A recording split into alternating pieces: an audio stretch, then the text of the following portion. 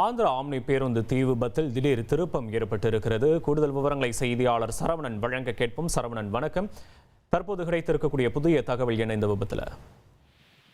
தெலங்கானா மாநிலம் ஹைதராபாத்தில் இருந்து பெங்களூருக்கு தனியார் பேருந்து ஒன்று, ஆம்னி பேருந்து ஒன்று நேற்று முன்தினம் அதிகாலை 3 மணி அளவில் கர்னூல் அருகே உள்ள சின்னத்தேக்கூர் என்ற இடத்தில் தீ விபத்து ஏற்பட்டது. இதில் இந்த பேருந்தில் டிரைவர், கிளீனர் உட்பட 42 பேர் பயணித்த நிலையில் பேருந்து முன்பாக வாகனம், அதாவது இருசக்கர வாகனம் சிக்கி அதன் பெட்ரோல் டேங்க் வெடித்து தீ பரவியதாக முதலில் தகவல் பரவியது. இதில் இந்த விபத்தில் 20 பேர் உயிரிழந்த நிலையில் 22 பேர்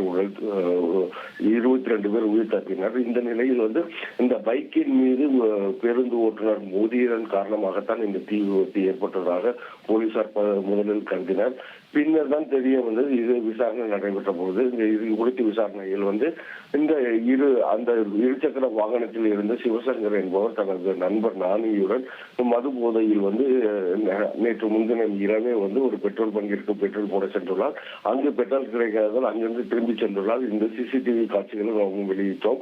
இதை தொடர்ந்து அந்த இளைஞர்களும் வேறு இடத்தில் பெட்ரோல்களை போட்டுக்கொண்டு சாலையில் சென்ற பொழுது நிலை தடுமாறி, அதாவது கட்டுப்பாட்டை இழந்து வலது பக்கம் உள்ள சுவற்றில் மோதியதில் அந்த சிவசங்கர் என்ற இளைஞர் சுவரின் மீது மோதி தடுப்பு சுவரில் மோதி உயிரிழந்தார். இதனை பார்த்த நானி என்பவர் அங்கிருந்து தப்பிச் சென்றுள்ளார்.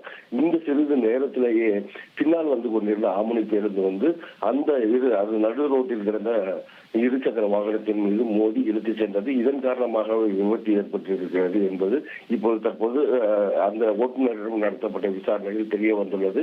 இது தற்போது ஒரு பெரிய திருப்பத்தை ஏற்படுத்தியுள்ளது. அந்த தப்பிச் சென்ற இளைஞர் கொடுத்த வாக்குமூலத்தின் மூலம் இந்த விசாரணை தெரிய வந்துள்ளதாக போலீசார் தெரிவித்துள்ளனர். விவரங்களுக்கு நன்றி சரவணன்.